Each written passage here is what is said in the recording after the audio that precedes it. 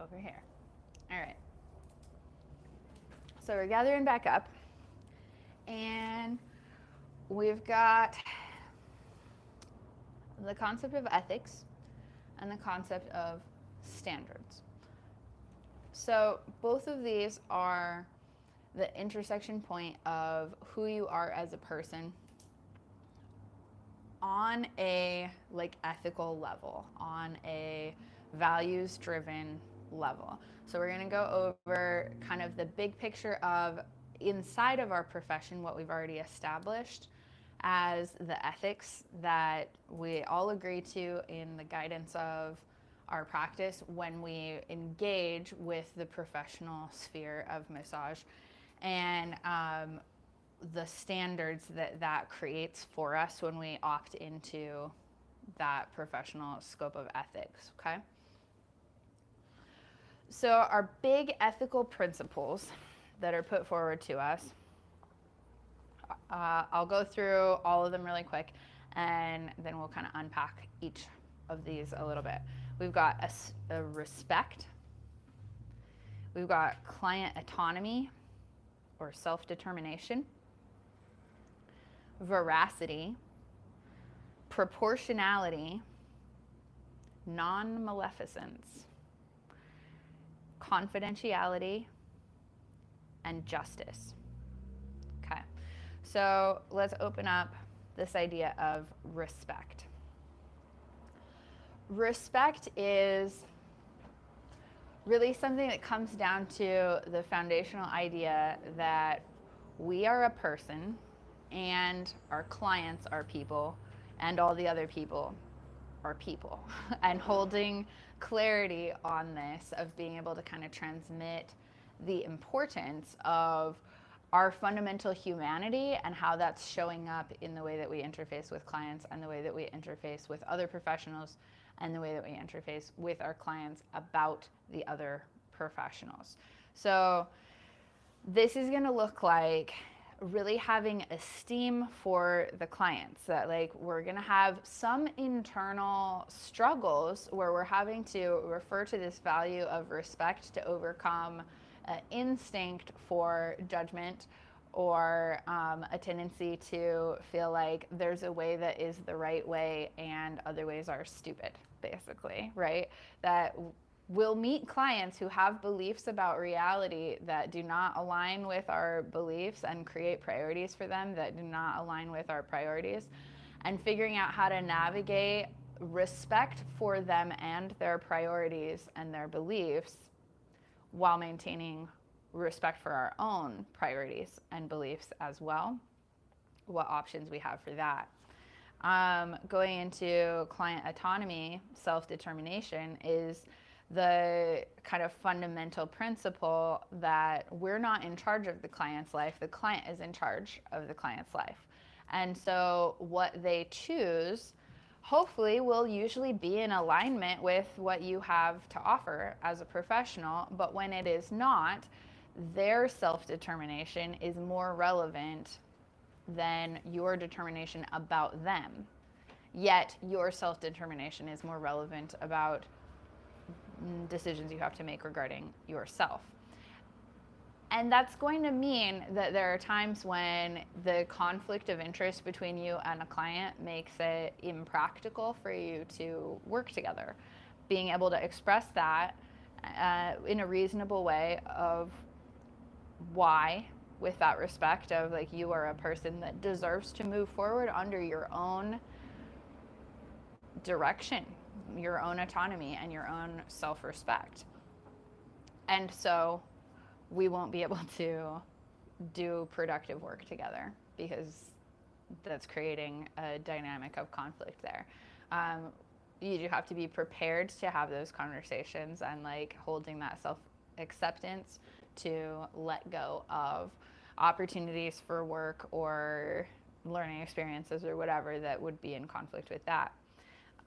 Veracity, the right to objective truth. This is both for yourself in the sense that you create an internal expectation that you hold yourself to the highest standards of like referencing reality. that you're not going to let yourself live out fantasies of what it should be like in spite of evidence.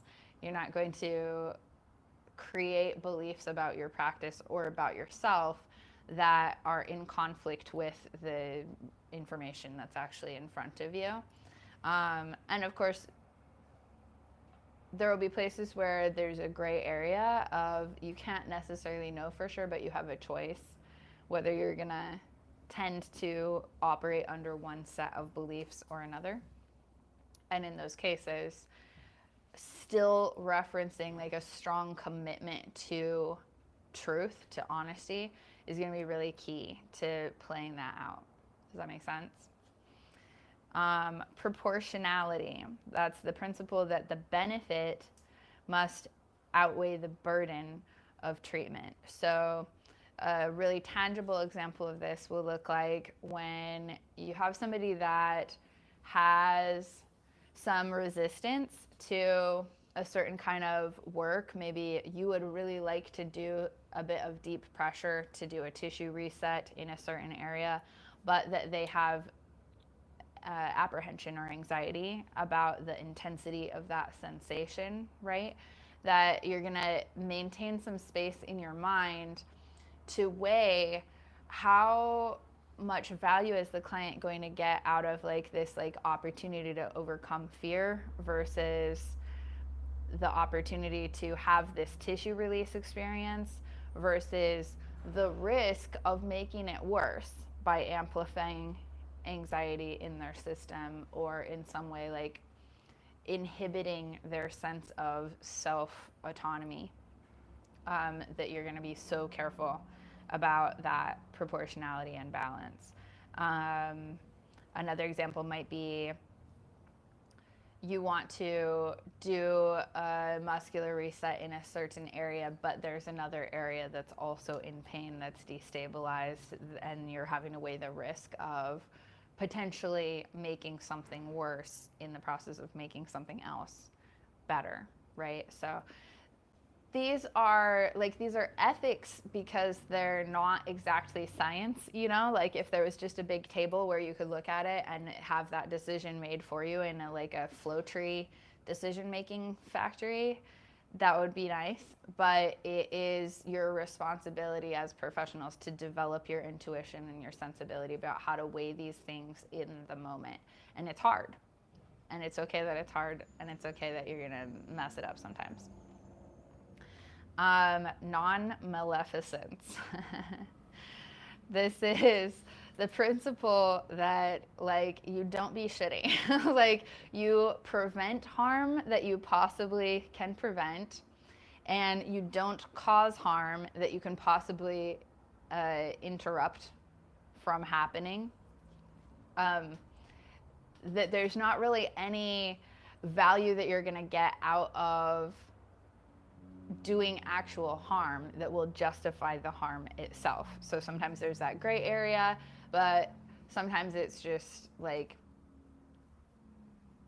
staying within your scope of practice and knowing that it's not your responsibility to break something in order to fix something. Does that make sense? Okay. Beneficence, the principle that the treatment should contribute to the client's well-being. This guides us away from doing mindless practice, from just occupying the time or like running out the clock, as it were, you know, that you're not gonna just kind of do some extra sweeps on somebody because you don't really know what else to do. Once you've got your rhythm as a professional, you're going to create a pattern where you stay so tightly in this mindset of conscious awareness and alert attunement into the client's body that you don't have to waste any time, because there's something to respond to. This is a very complex person. You can be using all of the time to do good and none of the time to do evil. Avoiding neutral time when possible. Yeah. Confidentiality, that's the respect for privacy of information. We talked about HIPAA, we talked about the regulations that we face as massage therapists and as professionals interacting with other professionals. But then that higher level of just ethical professionalism, where we believe that that client is entitled to not have the information shared that's given to them in confidence, that we are guardians of the trust in the professional relationship dynamic that we have with them. And justice. This is the principle that ensures equality among clients. So this is where we're going to drop all of our ideas relating to non-discrimination practices and anti-bias, where we're not going to withhold benevolent treatment from somebody because of a trait about their beliefs or their appearance or their history or their lifestyle. We're going to give the same level of beneficence to all of the people that we see, meeting them where they're at without responding to those traits that are under the social justice protection umbrella, if that makes sense. Yeah? Okay. So those are the big pieces of our ethical principles as professionals that all goes into informing our standard of practice, and then that's going to lead up to our responsibility as professionals, what we have to acquire in order to function professionally and maintain all of these principles as we go throughout our day. So your basic academic skills is a big piece. Like, don't be a professional that doesn't really know what they're doing. If you don't have a reasonable grip on anatomy or how to find the more specific anatomical information that you need, you're not going to be able to live out respect or client autonomy or veracity, right? That's going to undermine it. So staying knowledgeable, being on point, on top of what is a foundational level of knowledge about the body is vital to this. We don't get to just forget what we already learned and like move on and substitute more accessible information for our professional knowledge. This will require us to have basic level communication in terms of reading, writing, exchanging information, accessing technology. All of this kind of fundamental adult skill set is absolutely necessary in order to meet that basic academic skills expectation inside of our profession. Goal setting skills. If you are not putting priority on your ability to navigate your own priorities, you're not going to be able to show up for clients in a way that supports their progress and healing. If we can't keep track of where we are in our professional course of action, then we're not going to be making the kind of progress, we're not going to be bringing ourselves closer and closer to these ethical standards over time. So that's an ongoing point where we give focus. We need to be able to identify our tasks, our actions, evaluate what realistically can be achieved in a given treatment session, and develop plans. We have to put the effort in to become the kind of person that can break down our big picture goals into small enough units that we can actually expect and rely upon ourselves to achieve those goals ultimately. Time management skills. These are very related to the goal setting skills, but relates to just the ability to apply self-discipline, to stay aware of the goals that you've already set, the steps that you've already broken it down into, and turn that into instructions for yourself about how you execute your day-to-day life. And these are broadly applicable to all professionals. These are things that, like, as massage therapists, like, maybe we'll get away with a little more flexibility in some places, but like really in order to call ourselves professionals, this is across the board for everybody. So we move toward it. We build ourselves. We spend the time investing in becoming more sophisticated executors of our own chosen pathway and closing in on this. Study skills are also going to be required. You need to know how to find information. You need to know how to get your unique learning system to retain the information that you have gone after.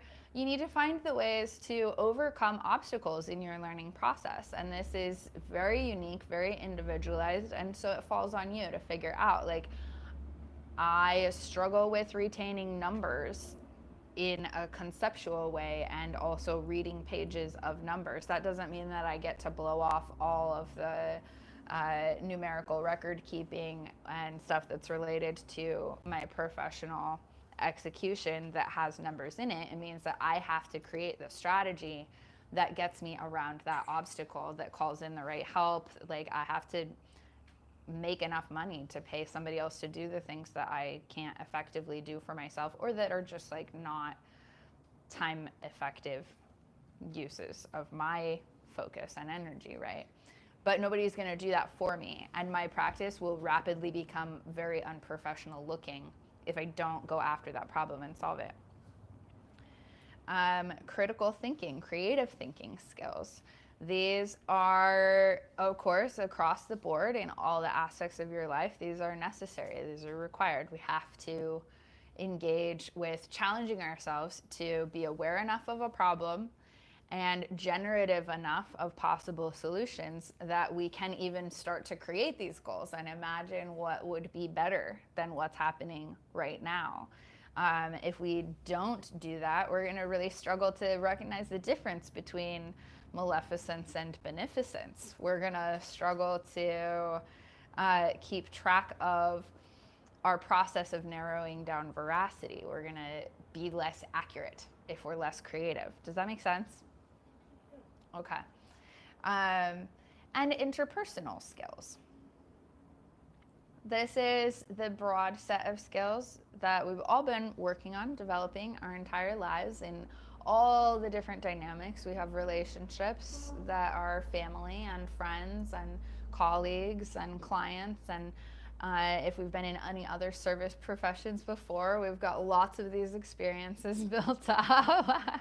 And all of this comes into play and continues to evolve, because your professional experience now will create a rather narrowed down set of experiences where you can get quite dialed in. You're going to see the same problems over and over, and you're going to be able to apply communication skills to people that are unique individuals, but at the same time predictable in many ways.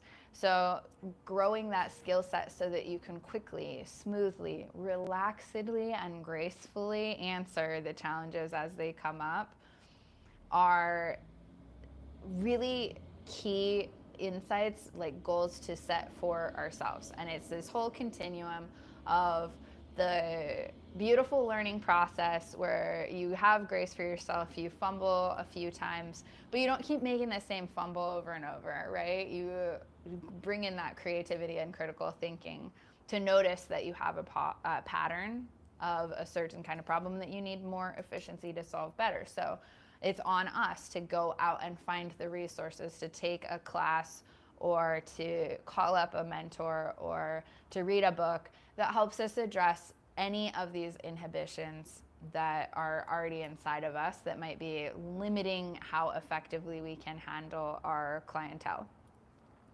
Any questions on these professional objectives, skill sets? Looking good? Okay.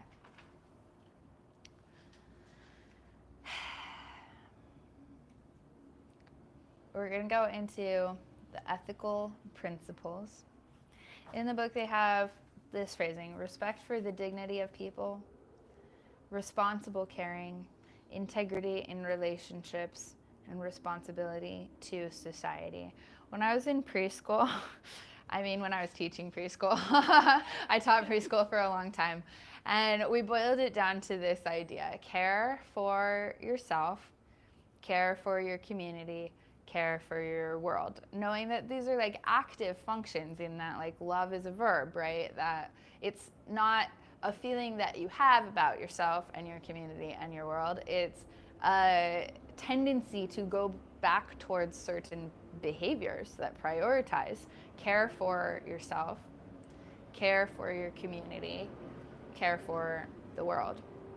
So, what are some pieces that like come immediately to mind if you're bringing in this like care for yourself ethical principle For myself, with your in light of your massage practice, your clientele? I make sure that I'm in good physical shape, Yes. that my headspace is healthy. Yeah. Physical shape, I mental make sure shape. I take time to do self-care. Taking the time. And that's so key, the recognition that it is actually quite time consuming to adequately care for ourselves if we're looking at enough different categories. Yeah. Make sure to call people, talk to people back home, even though that's not like the ideal way to share space with them. I still do it. Yeah. Fills up some of that. Absolutely. Maintaining your connections, your sense of healthy relatability and like satisfying those interpersonal needs so that we're not dragging our weird interpersonal needs that are like distorted by being unmet into our dynamics with our clients. Yeah. How about caring for the community? Well, part of our job when we do massage for others is caring for the community. That is literally caring for our fellow man. Yeah, absolutely. Their clients are our community. Yeah. We're all integrated in there together.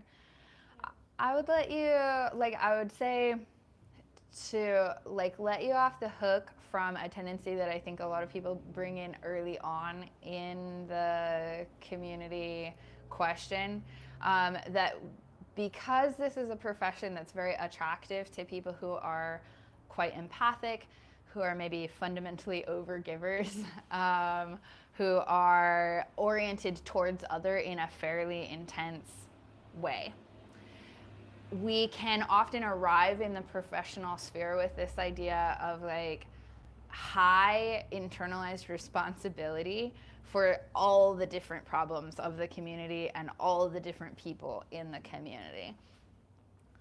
I think that you will find it more comfortable and efficient if you let yourself narrow it down actually as much as possible and be really thorough inside of that sphere. So if you think of your existing clients and the professionals that you directly interface with be in your mind representing like community. Of course, there's lots of more people out there, and there's lots of people that you will probably meet one day, and they'll become relevant to your professional community concept when they show up. Like, you don't have to worry about them ahead of time, okay?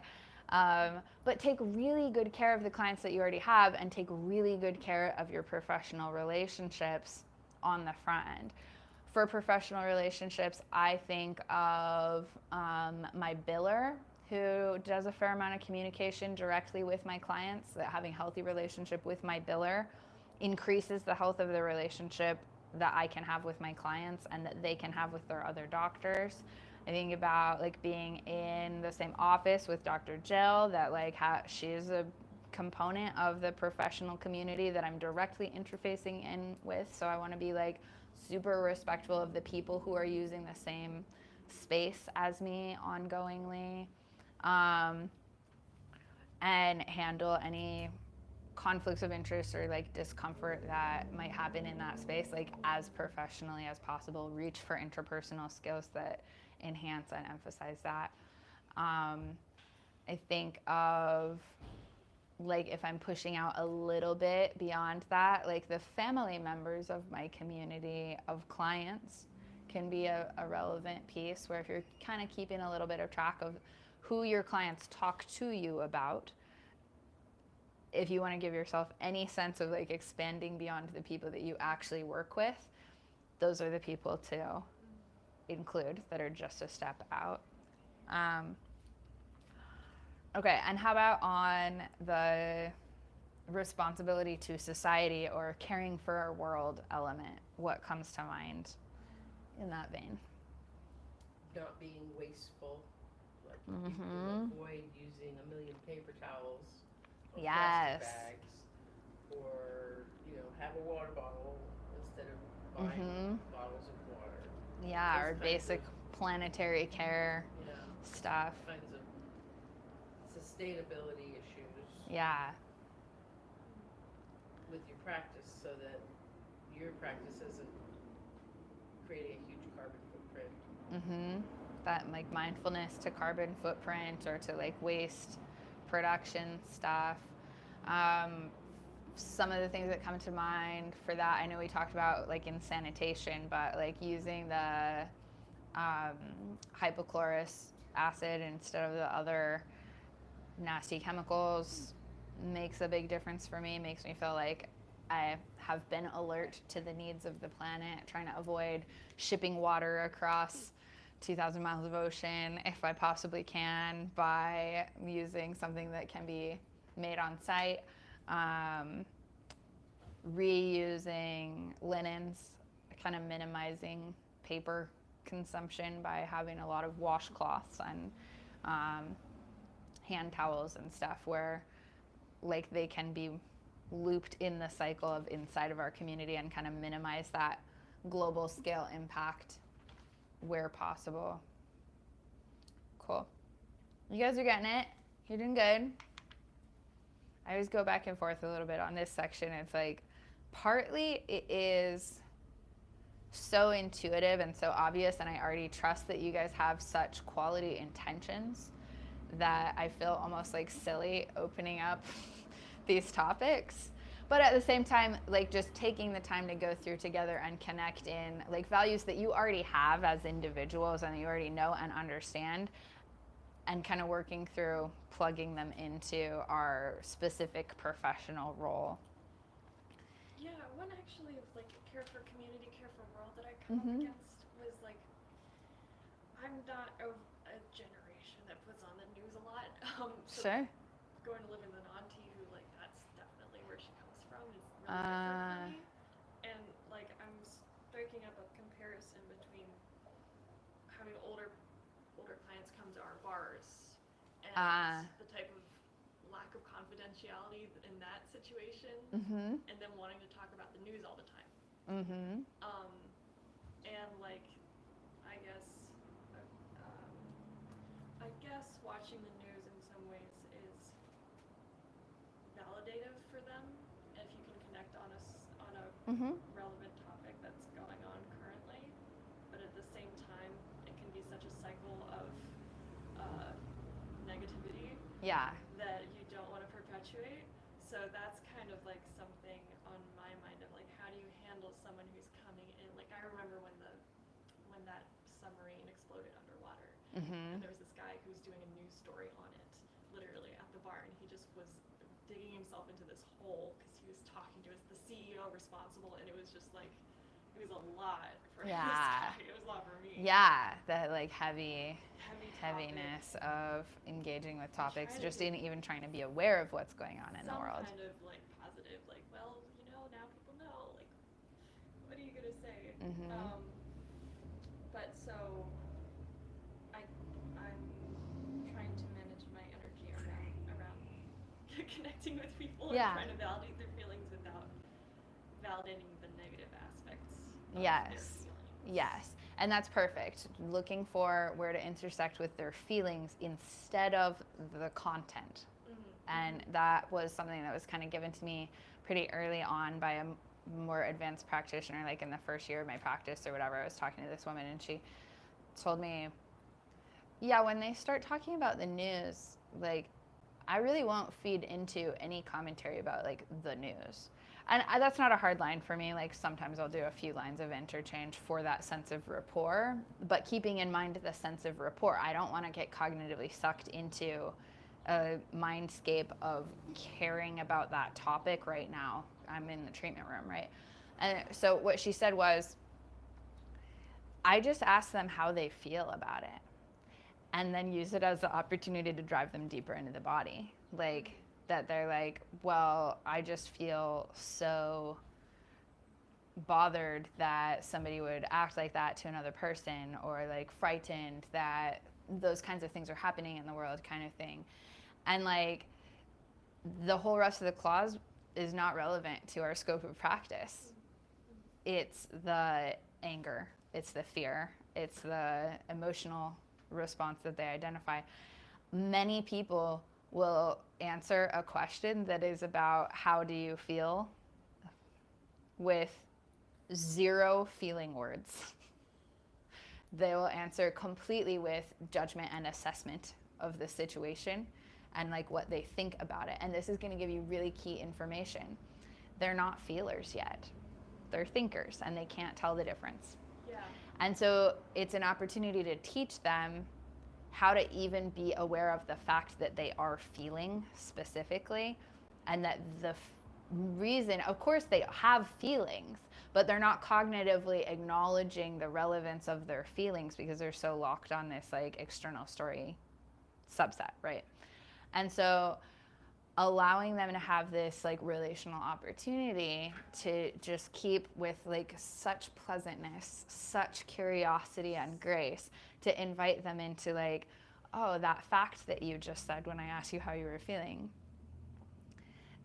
like what emotion is that? Like just keep translating it for them until they get the question and actually tell you a feeling. And a feeling is going to lead you to a body part, and now you're somatic, right? That is such a nice difference than like, oh, you felt outraged? Have another whiskey sour.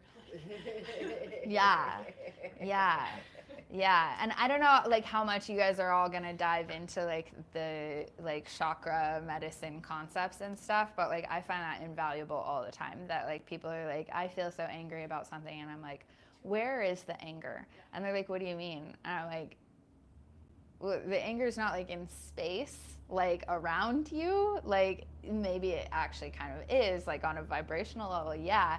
But the chemistry of it is happening in your bloodstream and hitting organs right now. Pick that up. Like, where is this chemistry? Where is the sensation that is already embodied? Because we can't really deal with the vibrational whatever until we have an embodied foundation, right? So going back into that and identifying that. And some people will right away go to like a more classic, like anger will very often be at the solar plexus where we have that sensation of control, right? But if somebody is feeling anger in their throat and tells you something about anger in their throat, now you have a layer of like, the anger has to do with their capacity for self-expression or whatever it is, you know, like that when you really kind of tune into your own chakras well enough, it'll start like helping you decode the emotional information that's coming from other people. I asked somebody the other day, he said that he was feeling sad, and I was kind of expecting like heart sadness, you know, and I was like, do you feel that mostly like in the chest? And he was like, no, I feel it more in the belly and the eyes. So this is an interesting clue, like the sadness is in the sense of security and also the sense of perception. So I'm not like psychotherapizing him, but if I were to be planning a treatment session around his overall body health, these like can be little clues where the emotions, the embodiment of the emotions, turn into some really interesting details. I want that trigger point book now. Mm-hmm. Yeah. Yeah, well. Okay. That brings us around our kind of big ethical principles. What are we responsible for? And then we get into, hi, Kaimi. Guys, I'm so excited. Kaimi is going to come into my treatment space this week, and we're going to get to do some cross-pollination school and office stuff. Cross-pollinate that. All right. So standards of practice. These are the code of ethics, the basis of standard of practice for massage professionals.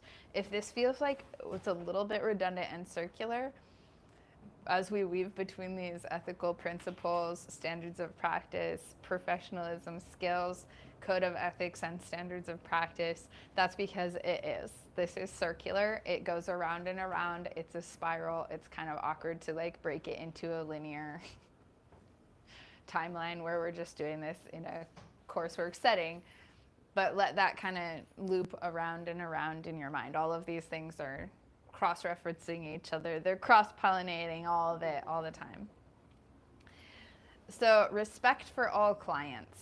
And this is where we're going to get some really specific instruction. Respect for all clients, colleagues, and health professionals through non-discrimination. And here's our list, our justice protection list. Age, gender, race, national origin, sexual orientation, religion, socioeconomic status, body type, political affiliation, state of health, personal habits, and life coping skills.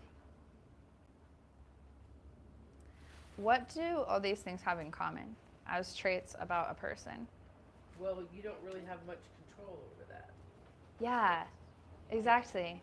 We don't have that much control about it. Even the element on this list that is like perhaps the most flexible to intersect control, this idea of political affiliation, research is more and more affirming that like we actually have baseline personality types that are kind of embedded in our biology that will strongly predispose us to whatever political orientation we kind of lock into. And so like not that it's 100% you can predict who's going to be a Republican or Democrat or whatever, but that the underlying sensibility of orientation towards trying to problem solve on a community societal level versus trying to problem solve on an individual tribal familial level, which is like a red versus blue distinction fundamentally, right, is kind of built into the body. And people have a very difficult time jumping out of those tracks if they're completely surrounded by people who are really giving them the same messaging, then that'll tend to affirm one way of looking at the world. If they've tried really hard one way and it didn't work, that could really influence how their political affiliation is playing out. But nobody changes their mind on their politics purely from somebody disagreeing with them and telling them that they're wrong. It's not something that they actually have immediate power to change, like what they were going to have for dinner or whatever. It's just not really under the influence of conscious decision making to the extent that we may have grown up feeling like it was when we were willing to like engage in hassling each other. So that's like the most kind of influenceable component of the personality that is represented on this list. The rest of it is much more clearly just how they are. And so this is a whole guidance on acceptance of self and others again, which we're just going to get thrown back up against that wall over and over. There's no way around it. We cannot successfully offer touch-based healing without really accomplishing that foundational acceptance of other people. So that's where it really happens. Perform the services for which the massage professional is qualified. So this is like just being honest with yourself about the limitations of your training and your licensure and the rules that obligate you to practice in a certain way, not reaching beyond like what you think you probably could do extrapolating from a book, but what you have very solid reason to believe you should be able to accomplish. You've had some supervision, you've had some orientation from somebody who has more experience than you in those things. So that's a scope of practice, self-regulation standard. Respect the scope of practice of other healthcare and service professionals. This one's kind of fun and interesting. This one is All these other professionals, we've talked about scopes of practice. We've got acupuncturists, we've got physical therapists, we've got general practitioners, we've got all these other people that we might be sending out, receiving referrals from, or that clients might just be seeing independently in their own kind of pathways, but they'll talk to you about it. And so there will be times when you have a client in front of you who's like, my acupuncturist said that it was this meridian and this like yin problem or whatever, and you're like, that is not the problem at all. Like inside, you will be like, no. Like, obviously you just have eczema or whatever, you know, like that there's something that looks like the much more reasonable assessment to you, and you'll be getting some other professional's opinion, and it'll feel very conflictive. In these situations, we are still obliged to stay super respectful to these other professionals. We're never gonna just throw somebody under the bus on a professional level with our clients. Sometimes the clients will be quite worked up, and sometimes they already know their other professional did something they were very unhappy with, and they're like trying to recruit you into like shit talking this other person, right? It's fine for them to do that. You don't have to like have a sense of control of like, I'm gonna stop them from talking about this, but you can just let it play out. You don't have to jump into this shit talking mode. You can just allow them to say their piece and affirm back to the feelings. Like, how do you feel about that?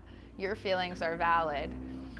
Give some permission, perhaps, if it seems like they're like trying to extract permission from you, which they will do sometimes, of like, well, maybe I should just keep going to them even though I have completely lost faith in their modality and I think they're an idiot, essentially, the client may say to you, right? And in that case, the permission to change practitioners or look for a second opinion coming from your mouth is quite appropriate.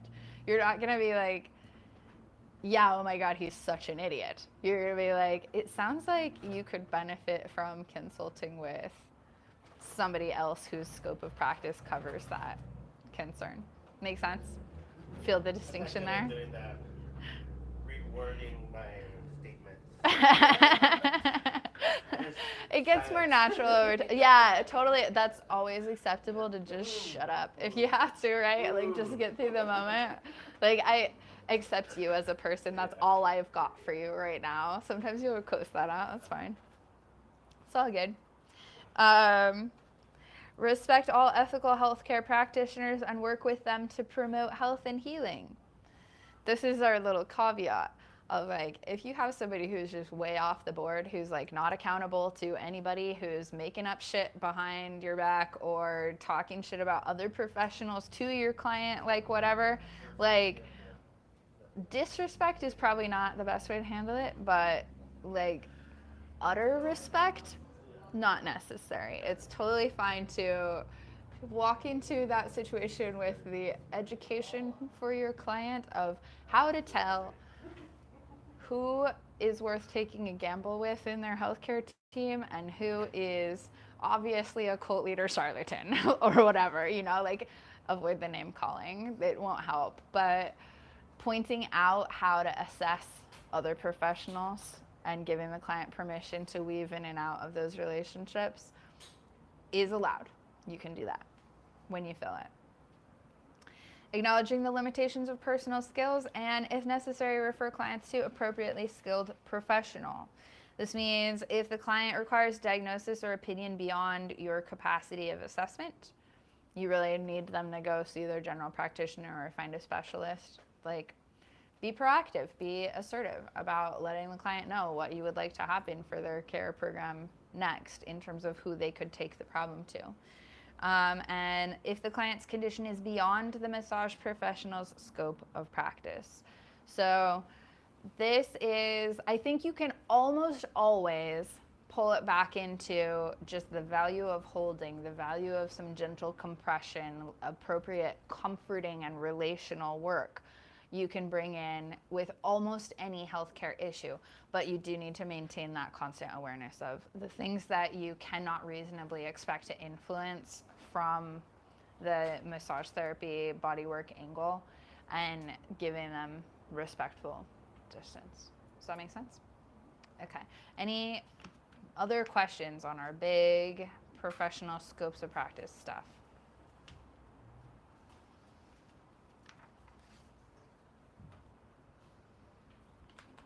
We've got our like page 38 through 40. What if I wanted to narrow down my practice, not be open to everybody?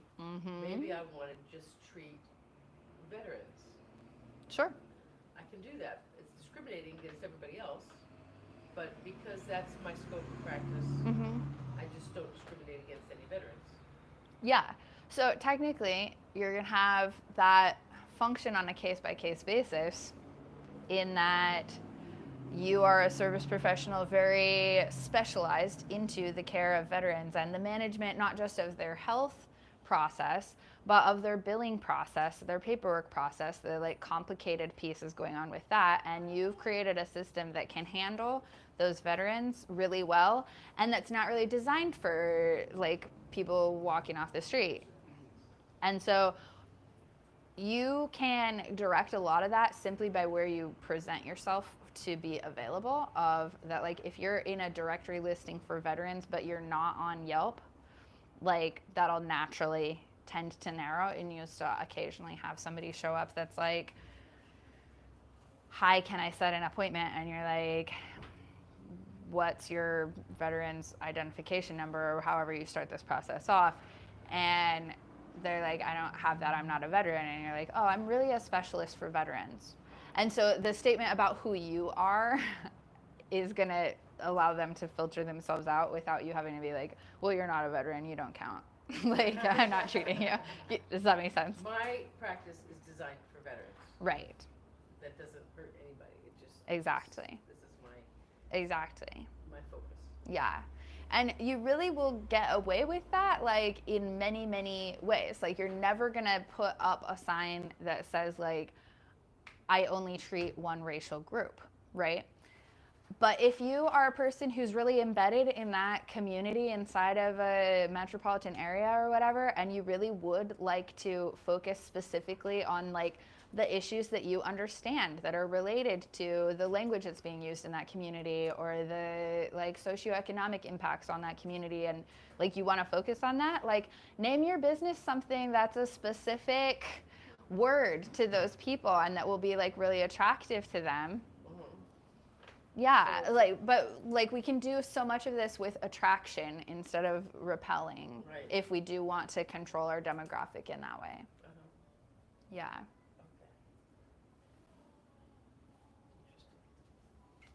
Yeah, it's fun. It's cool. Anything else? Final open questions? All right. Let's close it out. Oh, wait. Yeah, go for it.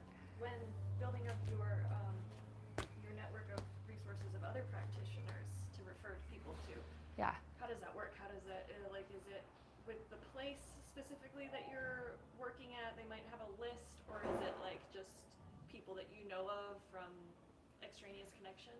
Yes, this is one of these places that is completely under your professional discretion. You can go straight to Google or Yelp yourself and just rip some phone numbers down and be like, I don't even know these people, but these are my best guesses, and hand that off. You can only give referrals to people that you've literally received treatments from yourself. Whatever you do, like you develop your own list and you distribute it. If you don't have somebody to give that person, then just to the best of your ability, narrow down who would be the right professional with the right scope of practice, and just give them a pretty clear idea of like, you need to find a licensed marriage and family therapist or whatever. Like, have the title for them to go do their own research. You don't necessarily have to like make every introduction or write a letter for every person. You mostly won't. You'll just let them know who you'd like them to see, and you give them the information you have, and that's all you can do. Yeah. Cool. All right, let's get a few waves.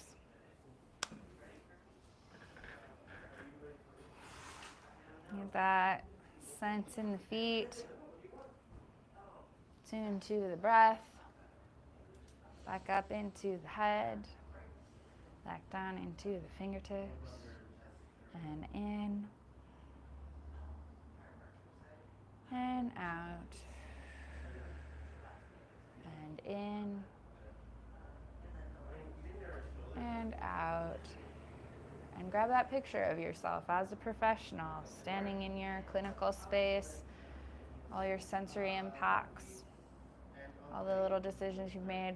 And now you've got some extra details to drop into this picture.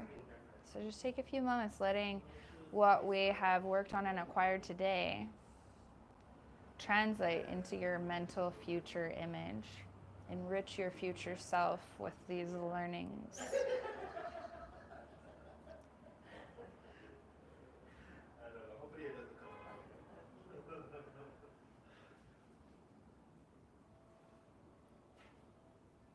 And stay with the breath.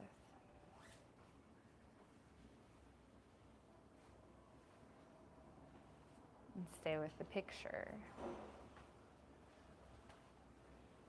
Bring ease into the face. And stay with the picture. Bring ease into the shoulders. And clarify the senses.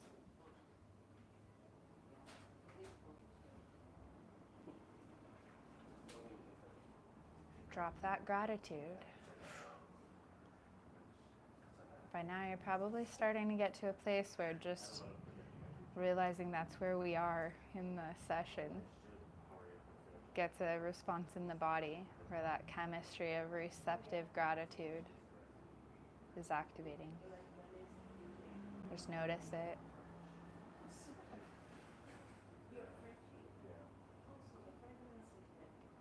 And drop that love.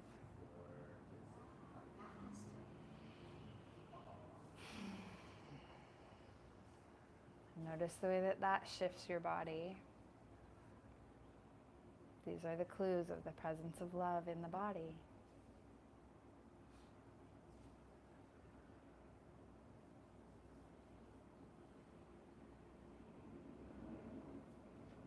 And bring it back to the surface of the skin. Bring it back to the sensory environment, to the room, and to the group. Cool. Thanks for joining us. You did great today. Everybody's making tons of progress, and we're closing in.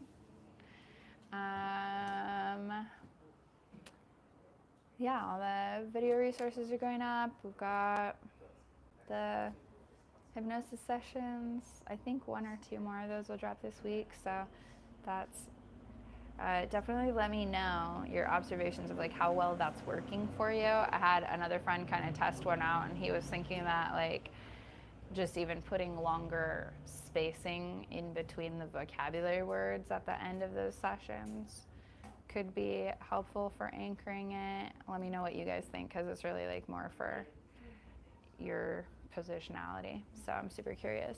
My brain works pretty fast paced, so actually, and it feels Yeah. or high pace when you're in those moments, kind of running through intensely it's good to try to calibrate to. Right, to let it like kind of soften into the mind that way. Yeah.